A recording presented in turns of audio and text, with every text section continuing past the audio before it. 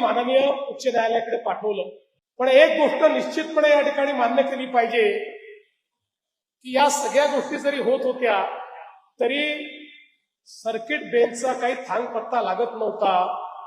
Circuit bench बनण्याकरता Gavai साहेबांनी पुढाकार घेतला आणि गवई साहेबांनी ठरवलं. गवई साहेबांनी आमच्याशी चर्चा केली. मला गवई साहेब म्हणाले की कोल्हापूरची मागणी योग्य आहे. इतक्या दुरून लोकांना मुंबईला जाणं, त्याचा खर्च, राहण्याची व्यवस्था नाही. कोकणातलं लोक चालले आहेत, सोलापूर, कोल्हापूर, सातारा, सांगली सगळीकडनं लोक चाललेले आहेत. ही सगळी व्यवस्था ही काही योग्य नाहीये. खरं जर कोणाचा या संदर्भात अधिकार असेल तर तो कोल्हापूरचा आहे आणि कोल्हापूरला हा सर्किट बेंच केलाच पाहिजे या मताचा मी आहे. आणि त्यांनी जाहीर त्या ठिकाणी सांगितलं, ही भूमिका घेतली की अशा प्रकारचा बेंच झाला पाहिजे. आम्ही पण त्यांना सांगितलं की आमची तयारी आहे आणि आमचंही मत आहे की अशा प्रकारचा बेंच त्या ठिकाणी झाला पाहिजे. आता एकदा त्यांनी हे ठरवल्यानंतर त्यांनी दुसरं काम काय केलं, इकडे नंतर जाहीर केलं, पण त्यांनी तारीखही ठरवून टाकली. त्यांनी तारीख ठरवली 15 ऑगस्टच्या दुसऱ्या दिवशी, 16 किंवा 17 या दिवशी या सर्किट बेंचचं उद्घाटन करायचं आहे. आता तुम्ही रिव्हर्स वर्किंग सुरू करा. आणि आराध्य साहेबांना देखील त्यांनी सांगितलं आता रिव्हर्स वर्किंग सुरू करा. ते मी आराध्य साहेब आम्ही खूप चर्चा करून हे कसं करता येईल या संदर्भातला आम्ही त्याचा विचार केला. आणि म्हणूनच संग्राम देसाई साहेब तुम्ही जे सांगितलं की त्यांनी मागणी केली आणि मी त्या मागणीवर काहीच बोललो नाही, त्यांच्या कानात सांगितलं. आमचे सगळे कोल्हापूरचे लोकप्रतिनिधी माझ्याकडे यायचे, शिंदे साहेबांकडे जायचे आणि आम्हाला म्हणायचे की बेंचचं काय होणार आहे. आम्ही त्यांना सांगायचो होणार आहे पण आता जाहीर करू नका.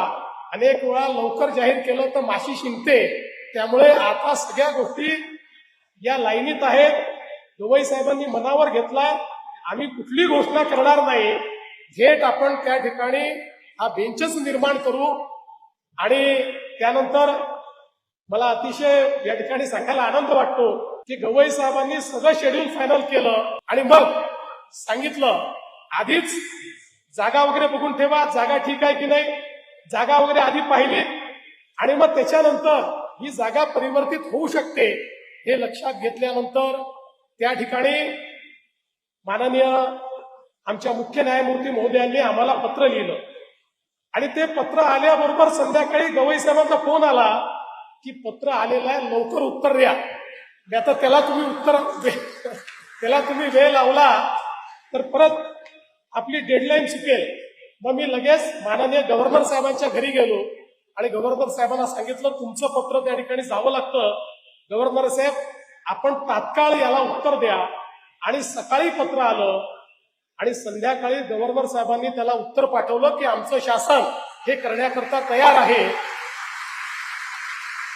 आणि मग इथल्या बांधकामाचा विषय होता, याला परिवर्तित करायचं होतं. मी विशेष अभिनंदन करेन आमचे पीडब्ल्यूडी विभागाचे मंत्री शिवेंद्रराजे भोसले यांचं आणि अतुल चव्हाण जे आमचे इथले मुख्य अभियंता आहेत त्यांचं. यांनी हे शिवधनुष्य पेल्याचं ठरवलं आणि अर्थातच कर्णिक साहेबांचं आणि आराध्य साहेबांचं तर मार्गदर्शन होतंच, पण दिल्लीला बसून गवई साहेबांचं डे टू डे मार्गदर्शन होतं. किती काम झालं, काय काम झालं, काम होत आहे की नाही, पूर्ण होणार आहे की नाही, कुठे अडकलं आहे का. मला असं वाटतं की हे अतिशय रेअर आहे की इतक्या उच्च स्थानावर बसलेल्या व्यक्तींनी मायन्युटेस्ट डिटेल काय झालंय काय नाहीये याचा खूप पाठपुरावा केला. आणि अर्थात आमची वकील मंडळी तर एकही दिवस शांत बसली नाही. या सगळ्या आमच्या वकिलांचे जे नेते होते हे 24 तास याचा पाठपुरावा करत होते. आणि मला असं वाटतं की इतक्या कमी वेळामध्ये, अतिशय कमी वेळामध्ये या ठिकाणी अतिशय सुंदर काम आमच्या पीडब्ल्यूडीच्या टीमने या ठिकाणी केलेलं आहे. त्यांचं इथले जिल्हाधिकारी असतील, मनपा आयुक्त असतील, यांचं मी मनापासून अभिनंदन करतो. कारण आज त्यांच्या सगळ्यांच्या कामामुळे महाराष्ट्र सरकारची